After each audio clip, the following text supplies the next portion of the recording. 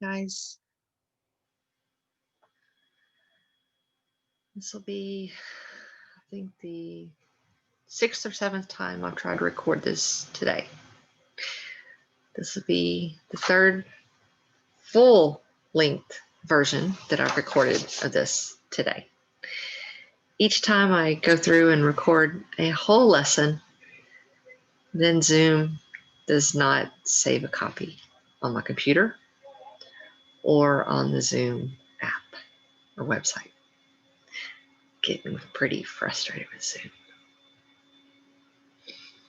The smile is fake as can be. So, pretty tired too. I had 2 hours sleep last night. It's 8 p.m. now. I recorded from 4 to 5 at school. Today's lesson, when you guys are seeing this, this will be Wednesday. But it's technically Tuesday night. I recorded this from 4 to 5 p.m. Tuesday afternoon at school using my document camera. And it was much easier for my students to be able to see all parts of the lesson. But like I said, Zoom did not keep a recorded version of this either on the computer or on the Zoom app or on the Zoom website. It didn't say it anywhere. And I looked all over for it. And then I came home and decided if I'm going to have to re-record it, I'm going to make it fun. So I changed to my Stitch costume. And I had Cookie, my dog, sit in my lap for the second recording. And towards the end of the recording, my Zoom, the bar at the top that allows me to toggle between different screens and share screen, it disappeared. Right now, that screen, share screen toggle is at the bottom of my screen. So I'm trying for a third full lesson now at 8 p.m.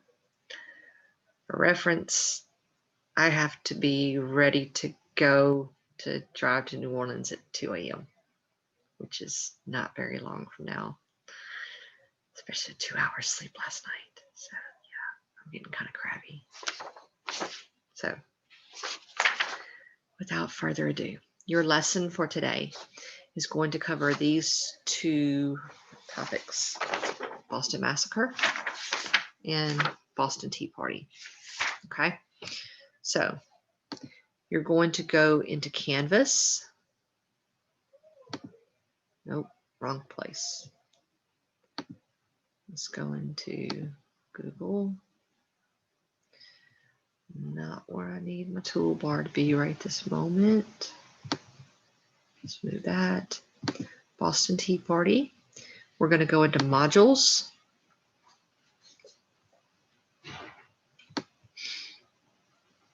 You'll go in Unit 3. You'll go down to Wednesday, January 20th, Boston Massacre text source. It's not paragraphs today. Instead, I'm going to make sure this is sharing the right place. Stop share. And I'm going to make sure we're on Boston Massacre text source. It's actually a flow chart. Okay. I'm going to read this to you, explain it a little bit, and then I'm going to explain to you what I need you to write on your paper that is in your paper packet that I know everybody has. So you're going to start with this right here. Okay. The British Empire imposes the town shenanigans on the colonies and collects taxes to pay loyal judges and governors more money. Remember, we've talked about Governor, oh my goodness, which governor did we talk about? We talked about him today, actually. Let's go backwards.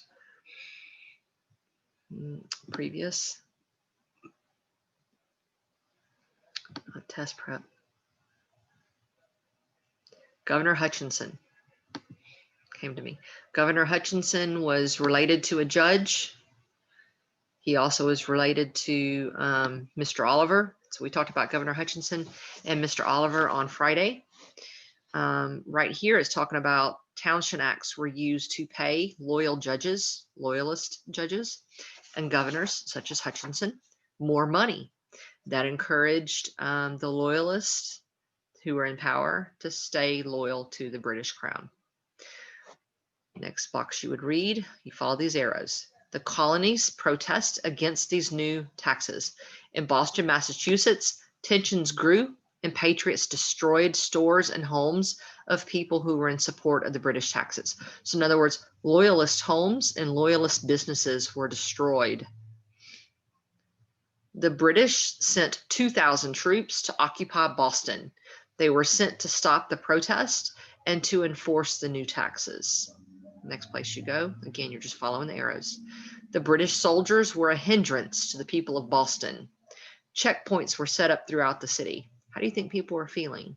Not only were they having to pay these taxes, the Townshend Act taxes, of course they still had the Sugar Act, the Stamp Act. These different taxes had been imposed on them. Even if they were later repealed, they were imposed on them, and the British Crown just kept on putting more rules on the American colonists. So based on what you've studied in the ELA, based on what we talked about in social studies, how do you think people were feeling when they kept on having more rules imposed on them? And they had 2,000 troops just in Boston, and they had checkpoints set up for the colonists to be intruded upon and questioned. Here's your next box to read. Teenage boys and young men in Boston constantly hounded British soldiers. They called them names, threw snowballs at them. And I know for us in the South, throwing snowballs seems innocent. But what if the snowballs weren't just snow? What if they had ice in them? What if they had stones in them? What if they had other hard objects in them? On the frigid, snowy evening of March 5th, 1770, a group of angry colonists from Boston descended to the custom house. Remember, we talked about the custom house being a special place where British taxes were collected, where all the king's money was stored. There was only one soldier on duty, and the colonists started to insult the soldier and threatened him with violence. The soldier fought back, struck colonists with his bayonet. So a bayonet was a gun that had a fixed sword on the end of it. In retaliation, the colonists pelted him with snowballs, ice, and stones, just like I said a moment ago. It's like I've read this article 3 times now.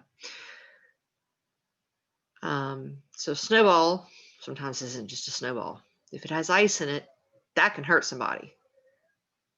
Balled up ice, that's painful. A stone, that's potentially deadly. The soldier called for reinforcements. When reinforcements appeared, the violence escalated, and colonists struck the soldiers with their clubs and sticks.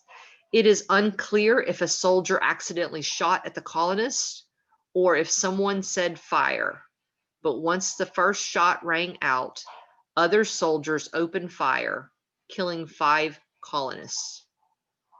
Guys, when you hear the word massacre, you probably don't think of 5 people dying. 5 people dying is sad, yes. But when you hear massacre, you probably think dozens or even 100 or more people dying. It was 5 people. 5 people died.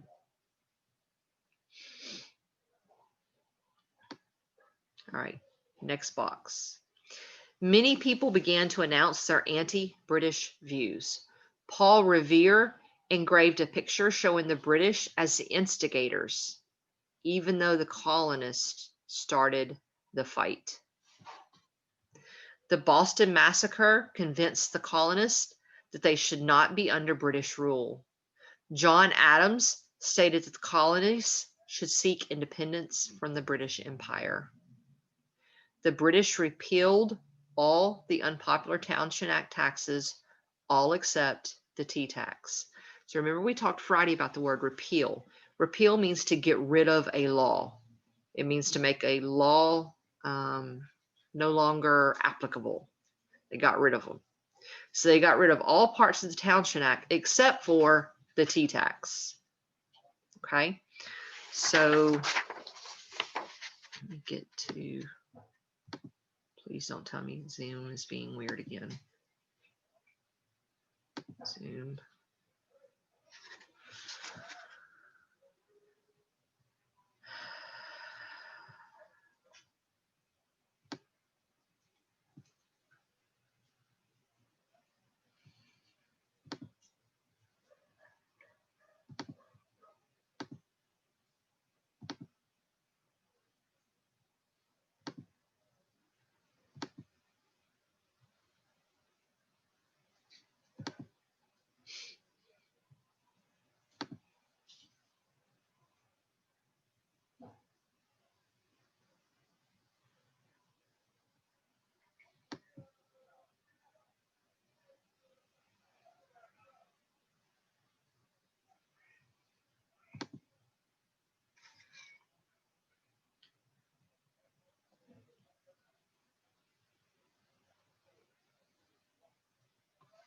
Okay, so I don't know where the camera is. Zoom is not letting me see my view, but on your sheet that says Boston Massacre, on the column that says causes, I want you to answer the question, what are 3 causes of the Boston Massacre? Okay, and I want you to number them, 1, 2, 3.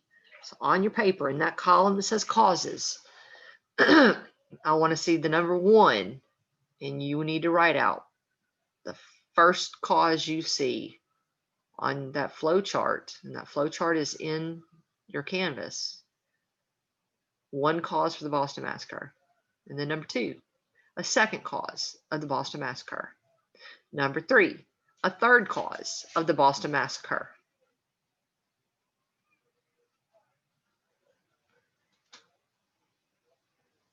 In the middle of the page, underneath the picture, I need you to write what the Boston Massacre was. Describe to me what it was.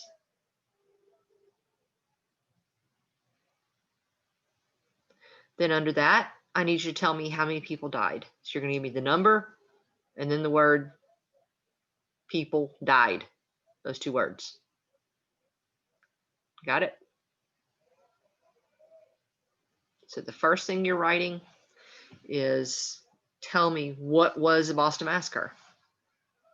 Describe to me what it was.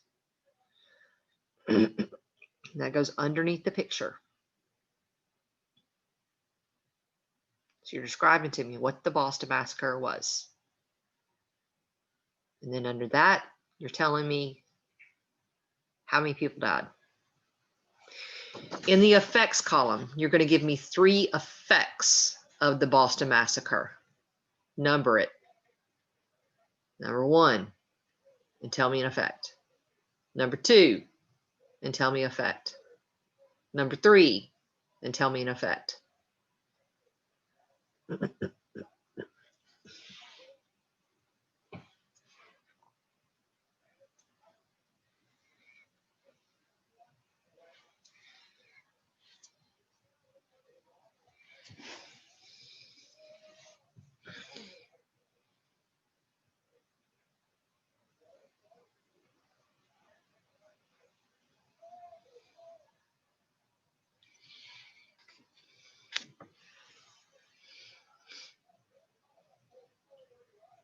Okay, so that's what you're doing. I need 3 numbered causes of the Boston Massacre. In the middle, I need you to tell me what the Boston Massacre was. Then I need you to write underneath that how many people died, not just the number, but the number, and then people died. Then on the last column where it says effects, I need you to number out and give me 3 effects of the Boston Massacre.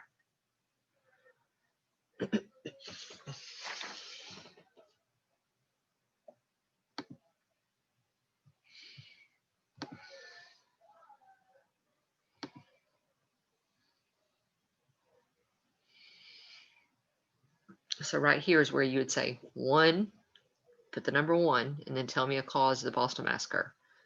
2, and then tell me a cause of the Boston Massacre. 3, and then tell me a cause of the Boston Massacre. Right here, you would tell me what the Boston Massacre was. Down here, you would write whatever number, and then people died. Here, you would tell me 1 and give me an effect of the Boston Massacre. 2, and then tell me a second effect of the Boston Massacre. 3, and give me a third effect of the Boston Massacre. If you need to stop the video, please do. Next thing we're moving to is Boston Tea Party. Source 1, and that's going to go with this page. Source 1, the Tea Act of 1773. The Tea Act was a law set in place on May 10, 1773 by the British Parliament. The Parliament struck a deal with the East India Tea Company in which it gave all control of the trade and delivery of tea to this one company. This forced the colonists to order tea from this company, trade through this company, and use this company's ships for delivery of tea. This came after the Boston Massacre, in which the British had repealed all taxes on goods except for the taxes on tea. Colonists would only be able to buy this tea and would also have to pay taxes on the tea. So your question number 1 on your worksheet says Boston Tea Party, says, based on source 1, what did the British impose on the British colonies? A new tax on tea imported to the colonies. B, all goods had to be transported by British ships. C, all tea had to be traded and purchased through the East India Tea Company. Or D, soldiers were allowed to occupy colonists' homes.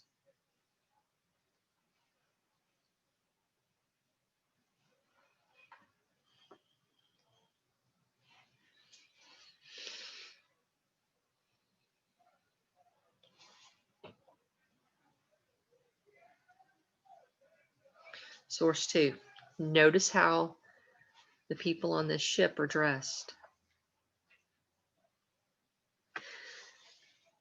The Boston Tea Party. It says destruction of the tea in Boston Harbor. Governor Thomas Hutchinson allowed 3 ships carrying tea to enter Boston Harbor. Before the tax could be collected, Bostonians took action. On a cold December night, angry townspeople stormed the ships and tossed 342 chests of tea into the water. The colonists were disguised as Native Americans, so the offenders could not be identified.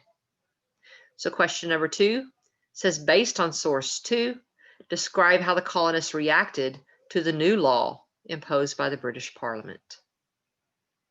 It's a short answer. Answer that question.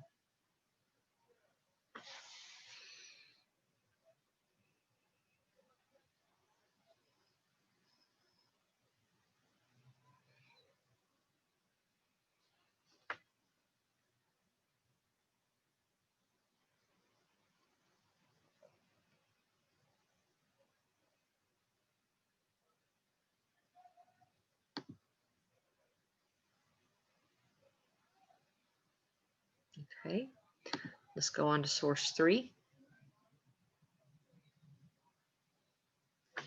Destroyed. Source 3. For weeks after the Boston Tea Party, Boston Harbor smelled because of 92,000 pounds of tea dumped into the harbor.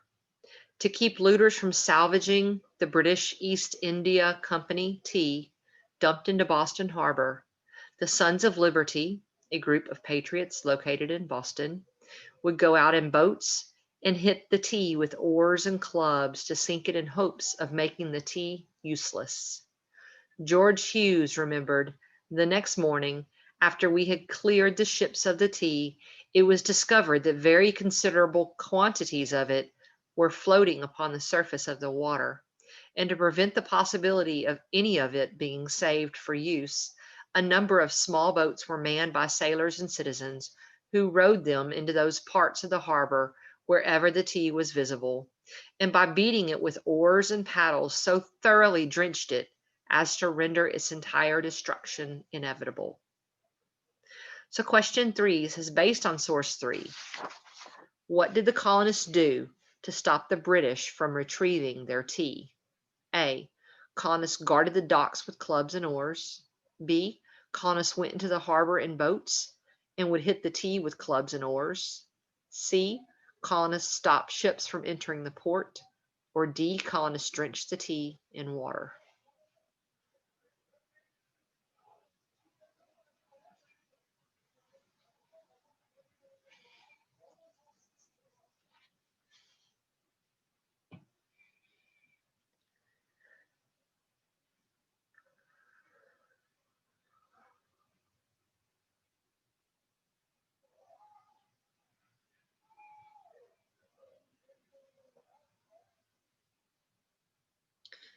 Source 4. News reaches London. So remember, the Boston Tea Party occurred in December when the tea was thrown over. The news of the Boston Tea Party reached London, England on January 20th, 1774. And as a result, the British shut down Boston Harbor until all the 342 chests of British East India Company tea were paid for. The British also forced the Massachusetts government to be replaced with a royal governor, in other words, a British governor. Town meetings were restricted, and the British Army could house troops in people's homes without their consent. So, in other words, British soldiers would then be housed in American colonists' homes without the colonists' consent. Be spies in the colonists' homes.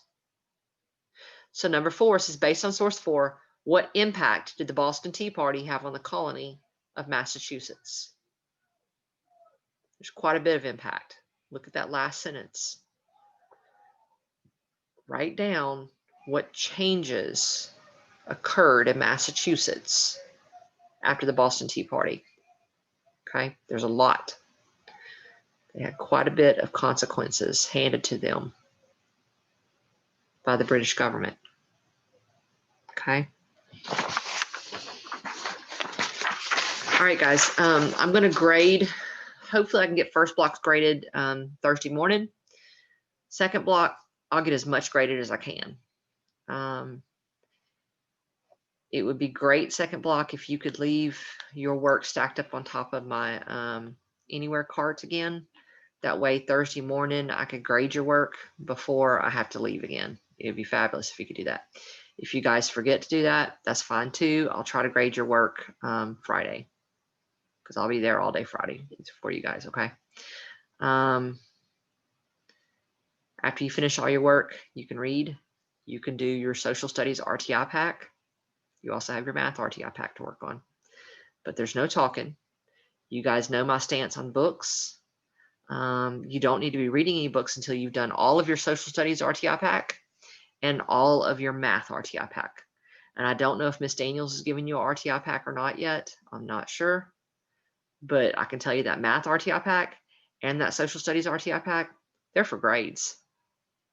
And that social studies one needs to be adequately answered, not done for speed.